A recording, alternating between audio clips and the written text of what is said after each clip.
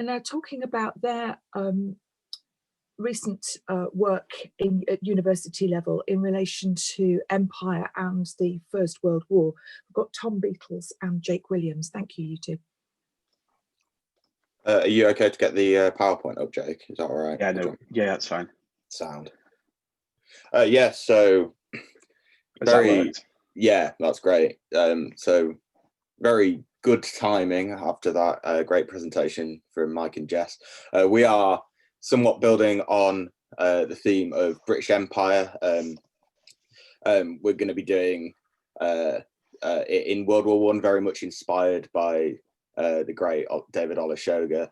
And we're going to start off, I think, by just looking at a few of the problems and pitfalls that we as history teachers can sometimes face or fall into ourselves, and then a few ways of getting around it to tell a bit more of the whole story of World War I, and not this white centric, it was Britain's war on the Western Front, which in my opinion also kind of discounts the French as well. But we're not gonna dive into that, because that's a whole rabbit hole. So if you want to have your section, Jake. Yeah, Brill. So I'm going to talk really quickly about problems in teaching the Empire well, from things that myself and Tom have noticed and the things that we've read about. We've also created a handout which is on the Google Drive for everybody to look at. So to start with, as Tom was saying, we've noticed that there's too much focus on the white British Western Front, with only a very passing acknowledgement of Empire troops, with no social history or longer term history, and there's no building really of cause and consequence and chronology, which can be really critical in helping students to understand quite a complex concept. And there's often an element of tokenism in the Empire is taught about in relation to World War One, in order to put some diversity into the curriculum, but it's not really developed substantially enough, in our opinion. So some of the struggles with key concepts that we've noticed: defining key terms such as colonialism and imperialism in a way that, as this topic's mostly taught to Key Stage 3 Year 9s, in a way that they can truly understand. The actual size of Africa and the makeup of Africa in 1914 is something I've noticed that students struggle to get to terms with. Africa's not how it looks today, and that can be quite a difficult concept for them to understand. Where soldiers came from, how they were recruited, there's often a lot of focus on recruitment, but very little on their own social history, and how they were treated on the Western Front, and how that compares to the lives of British and French soldiers. So the question then is how we overcome those problems and really teach the topic well. So I just really quickly want to talk about defining some key terms. There's a couple of maps here that I think are really interesting to look at. The one on the left-hand side is obviously a visual representation of European colonies in Africa in 1914, something which helps get across not only the size of Africa, but also the makeup of Africa in 1914 and that colonial struggle on the continent. And the one on the right-hand side, even more interesting in my opinion, is the true size of Africa in relation to other countries that students might be familiar with. So the UK, for example, down here is only the size of Madagascar. You can fit the whole of the United States, China, India, and a lot of Europe inside the continent of Africa. And that true scale, combined with those colonies that are on the left-hand side, it really goes to show just how important Africa was to Europe. And then this is just an example of some definitions that I personally have used with a class. Having observed other teachers teach Empire, I then decided to have a go at it myself. And they're two definitions that I used, and offered them the opportunity to write them down if they wanted to. They didn't have to. If they wanted to stretch themselves, they were more than welcome to jot these definitions down and ask me some questions. So imperialism being the policy of expanding territory, having full political and economic control, and colonialism taking political control of a country and occupying it with settlers and exploiting it economically, taking those natural resources. Cool. So one of the issues that me and Jake have faced teaching World War One, especially teaching, I guess the seemingly far away topics of World War One, is that a lot of the time it's difficult for our students to identify with anyone other than the white British narrative. My personal opinion, the school I'm at is a grammar school.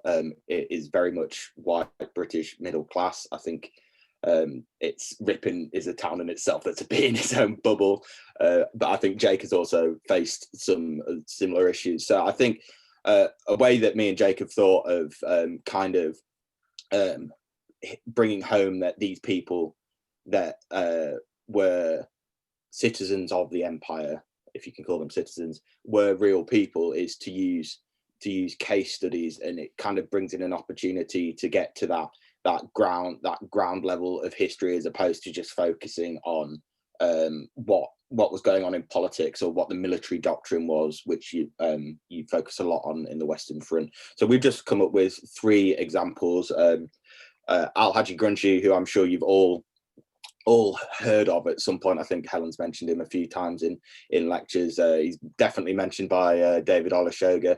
The first first shot fired of World War One. He served in the British Army in German East Africa. On a side note, obviously we talk a lot about the Western Front. I think we do that even with regards to Empire, because it's easier to bring the whole story together. But if anyone's interested in what was going on in German East Africa in the battles fought and the crazy guerrilla warfare, that's a really interesting topic that I think you can quite easily dive into. There's lots of information there, lots of history fun to be had. But as it says, it's a great hook at the start of the lesson, because I'm sure you put a picture of him up, kids wouldn't even be able to identify that he served in the British Army. I think we have this idea of British Empire troops being made up of Sikhs and Indian soldiers predominantly, as they were the ones that most famously served on the Western Front. Can move on, Jake. And then we've got an example of some women's history coming through as well, with Kasturba Gandhi, who was a nurse in Indian Army hospitals in England. She had a whole life outside of the war as well. She was a political activist who was one of the key campaigners for Indian independence.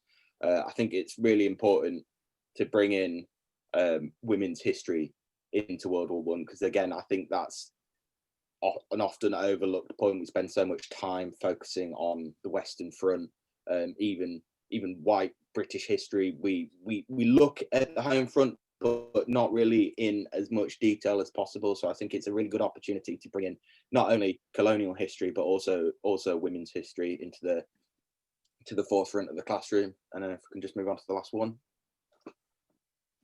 And then Awal Nur, who was a very interesting case, who was fought in the Middle East. A lot of the time was on secret missions, and was duly rewarded. And I think this is a great example of, again, it was called the World War because there was conflict going on elsewhere. I mean, discussing it in groups yesterday, the Ottoman Empire hardly ever gets a word in sideways about what was going on in the First World War, other than Gallipoli. But there was the whole conflict in the Middle East. While it might not have been nation versus nation, there was a lot of uprisings in the Middle Eastern region, and the Ottoman Emperor had declared First World War to be a holy war. So it's really important that we can use examples of people to bring in the wider history of conflict as well in the First World War. And then finally, just a little bit of extra knowledge that can be useful when teaching Level 1 and Empire, some of those longer term implications. So building on that cause and consequence, it's great for creating a long-term sense of period and perceptions. This start of pushes for independence from colonial perspectives. Obviously, the Second World War is the start of a lot of decolonisation, and is the main push considered by a lot of people. But we have the Statute of Westminster in 1931, which gave legislative independence to British dominions, and a number of soldiers who joined World War I from British Caribbean colonies and British African colonies saw the war as a way to push for independence.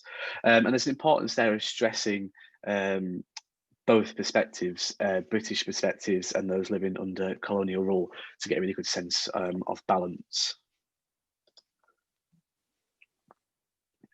These are just a few of possible sequences that we came up with that you could try and incorporate into a short sequence in your classroom.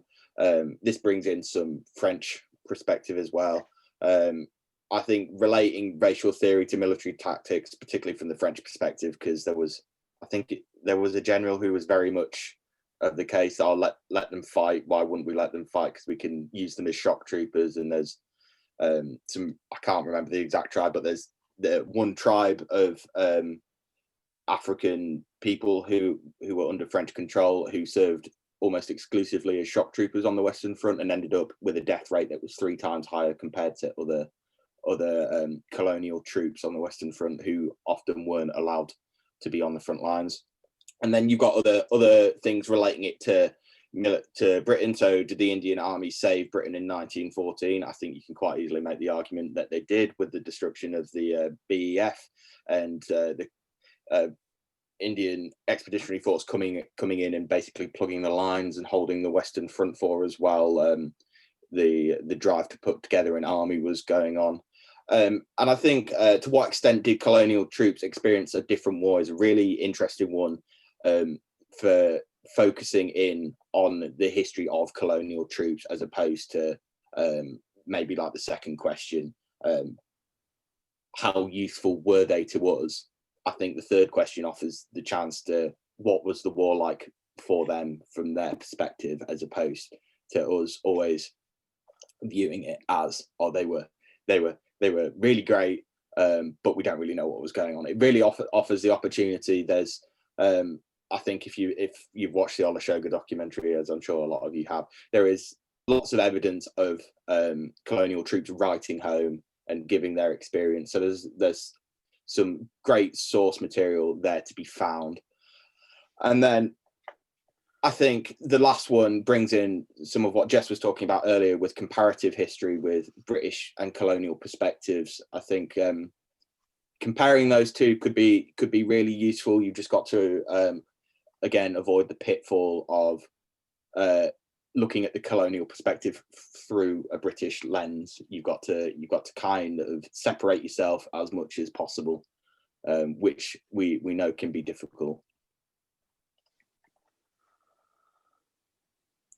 And then finally, there's just some. That's just about it. There's just some recommended reading and viewing there, which is also on the document on Google Drive. Just a few books, and also the David Olusegun documentary on the First World War.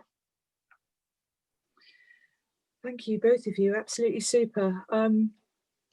You've done a lot of stepping back and thinking about what the learning blocks would be at the classroom, and I think that expression of the size and scale of Empire and just what that actually means is absolutely on the nail, and something that really needs unpicking, because it's from there that we can get into the impact that size and scale has on the nature of empire, on colonization, on the experience of colonization as well. Something else that I have found through teaching that's also a block to students' understanding is about the nature of warfare. Thankfully, our students have no understanding of what it's like to be an army. This is really good stuff. But this idea that an army isn't just about fighting, but that fighting can only happen because of other crucial support roles, which are often undertaken in the 1914-18 war, 1920-22 war, depending where you are, but can only be undertaken because other people are doing crucial support roles in dangerous positions often. yeah, so that brings in women and brings in then some of the racial aspects of why certain people are left in these crucial, dangerous support roles, but not actually right up in the fighting trenches. So that can be another block. I was really struck by what you said about the Middle East and the Ottoman Empire. I think it was Tom in relation to, because it's not about nation versus nation, and I wonder whether that's something that we need to unpick and think about a little bit further as well. The idea that we perhaps have gone down the route of presenting this very much as a nation, and the tendency to use us is very strong in this topic. And of course, us is extremely problematic because firstly, the basic thing about, well, actually, it's not us, it's people that lived 100 years ago. But secondly, the tendency that I think particularly white people in white classrooms have to talk about us when in fact quite a lot of British people are descendants of people who were either part of the colonial armies and or maybe even part of opposing armies, you know, people from Germany or from Italy or wherever.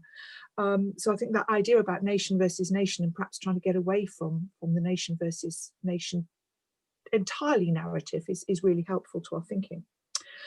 I think your ideas for questions are great, particularly that one, how far did the First World War begin the end of empire and decolonization, and to what extent did colonial troops experience a different war? Because that would allow you also to talk about the white British experience of war, but it would put it as a comparison contrast, them coming in with the colonial troops as center stage. So I think that's one to really have a work up on.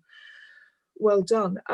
Do you have any sense about that, just to finish off, to what extent colonial troops experienced a different war? If you had to pick out the 2 or 3 core things that you think that would be what you'd want to put into the classroom. Okay, we've got to have a big knowledge as teachers, but for the classroom, for children aged 13, 14, what would be the outcomes? What do you think would be the crucial topics that you were probably wanting to introduce about to what extent did colonial troops experience a different war? Any thoughts on that? I think due to the scale of the conflict, you very much have to instill in them that literally everybody experienced a different war, whether they are colonial troops or they are the white British, white French troops that we think of, whether they're French colonials, whether they're Indian troops that have come over, whether they're African British troops. I think first you get that into them, but then there is the real opportunity to say, yeah, Indian troops came over in 1914. They served on the Western Front in frontline roles. It was all going well until all the British officers got killed, and then none of them could talk to each other. So it was awful. You've got the whole experience of the Ottoman Empire in the Middle East was primarily dealt with by colonial troops. So you've got dealing with the uprisings in the Middle East, which was again dealt with by majorly Indian corps. And then I mentioned this earlier, you bring in the French perspective, and how the French treated their colonial troops is absolutely shocking compared to how they treated their own soldiers. I mean, I know the French never particularly got on with themselves during the First World War, but comparatively, you know, equality, liberty, all that good French stuff, a lot of colonial French troops was akin to slavery. People marched into their village and forced them to go to sign up for the war. So I think you can quite easily argue it was very different for everyone, and the key thing is to move away from this idea that it was a white British war, because in reality, not to downplay it, but it was even the Western Front was 1,000 miles, and it was staffed for about 350 miles by British troops. The rest of it was French. So I think just getting away from this perspective that it was just a British war is really important. Thank you. Fantastic. Right, let me